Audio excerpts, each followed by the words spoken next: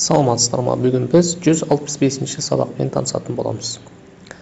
Бұл жерде бірінші тапсырма аудан, көлем, периметр формулаларын сәйкестендіріп, мамандық атауларының аудармасын біліп ал дейді. Яғни, мына жерде бағдарламашы дегеніміз бұл программист, яғни іс дегеніміз А көбейту бұны білдіреді. Міне ол. Сәйкестендіреміз. Келесі дәрігер В нені білдіретін еді? Дәрігер врач, яғни көлем. В дегеніміз көлем. А көбейту Б көбейту С. Келесі П дегеніміз бұл нені өлшейтін еді? П дегеніміз периметрді өлшейді. П дегеніміз периметр.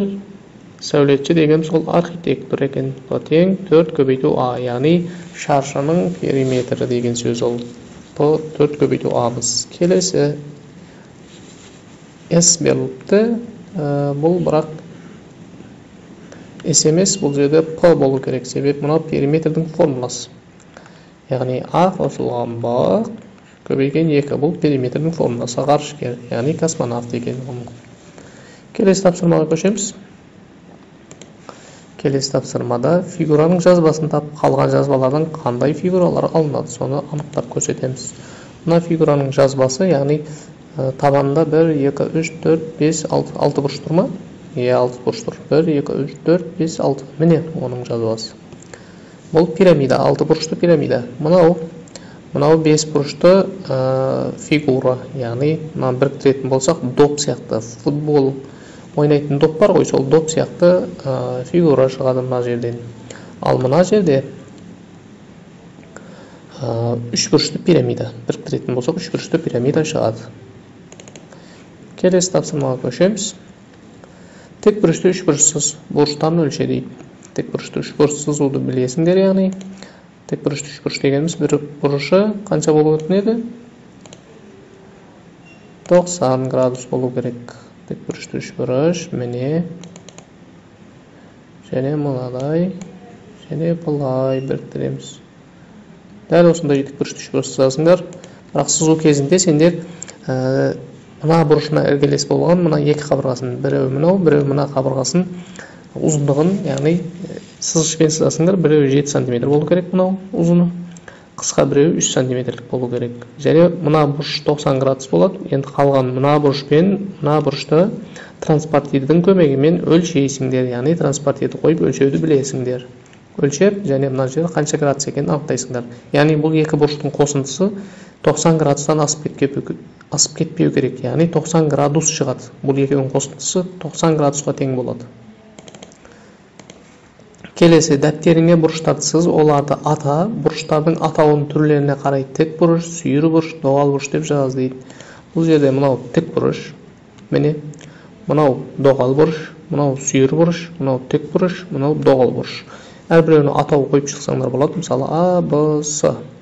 А, Б, С бұрышы, тік бұрыш. Мынау Д, Е, А бұрышы, бұл доғал бұрыш. Мынау С, Е, К бұрышы. Бұл қандай бұрыш? Сүйір бұрыш. Мынау тік бұрыш, яғни Д, А, О бұрышы тік бұрыш. Мынау Б, Д, Е бұл бұрышы қандай бұрыш? Доғал бұрыш. Осындай атпен атап шығыңдар дейді. Келесі өрнектер қысқартып және олардың мәнін тап дейді. 8487 мен 23 сандарының бөліндісін 45002 мен 21 сандарының көбейтіндісі мен 6895 санның айырмасына арттыр дейді. Ал көрдік. Орындаймыз. 8487 мен 23-дің бөліндісі мына сандарының көбейтіндісі мен санның айырмасына арттыр. Мына екеуінің көбейтіндісі мен сандардың көбейтіндісі мен санының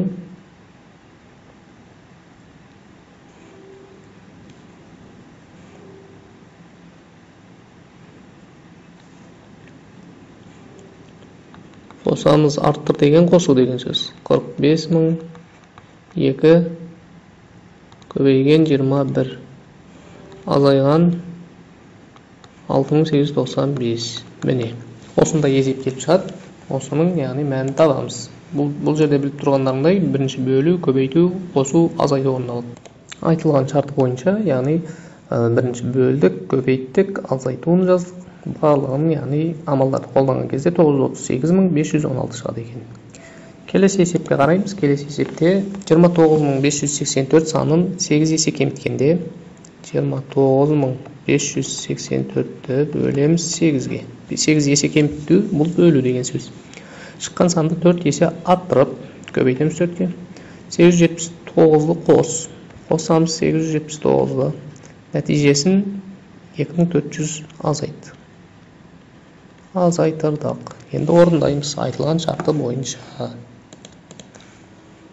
Бұл жерде, яғни жауабы 13.271 шығарды. Келесіге көшеміз. 90.000 мен 5.010-ның айырмасын 90.000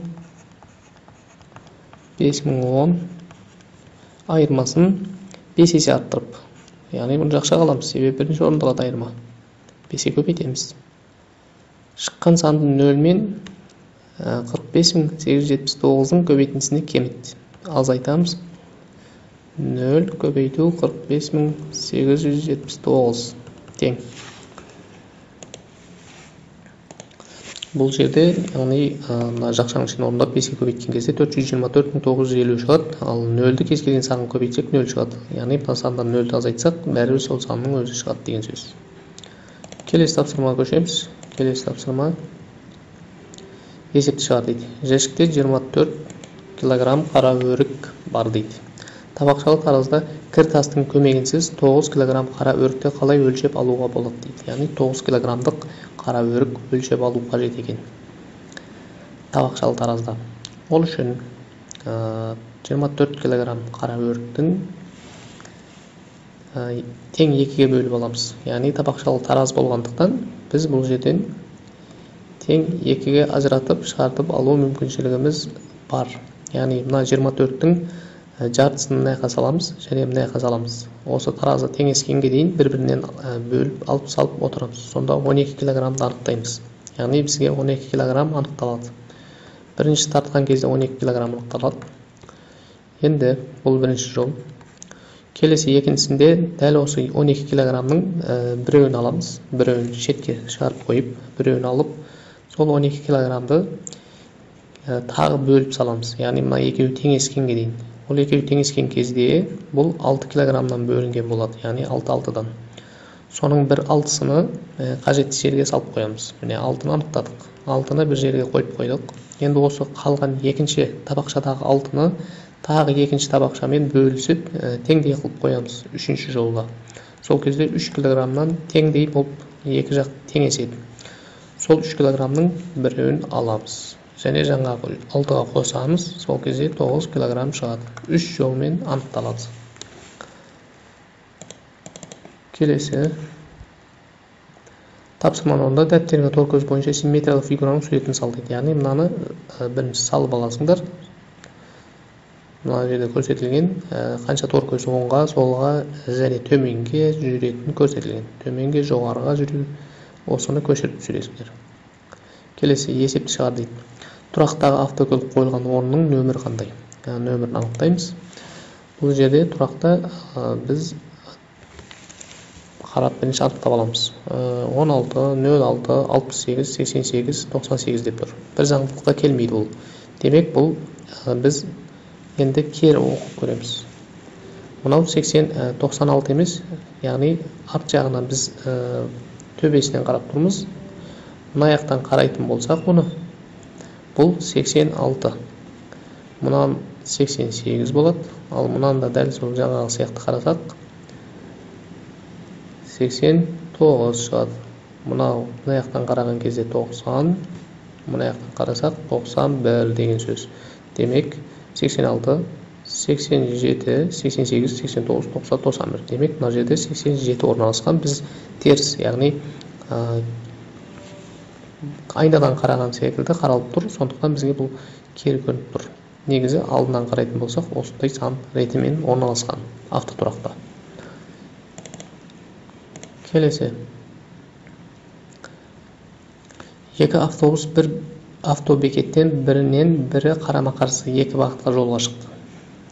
Яғни қарама-қарсы екі бағыт дегеніміз мына жерден біреуі мына жаққа кетті, біреуі мына жаққа кетті. 2 сағатта олардың бірі 138 км, екіншісі 146 км жол жүрді. Егер жылдамдықтарын өзгертпейтін болса, 4 сағаттан кейін автобустар бір-бірінен қандай қашықтықта болады деп сұрап тұр бізден. Яғни бұл екеуі 2 сағатта жүргені. Енді 4 сағат болу үшін тағы сондай жол жүру керек. Демек, мына екеуін қосып 2-ге көбейте саламыз. 138 қосылған 146 көбейген 2.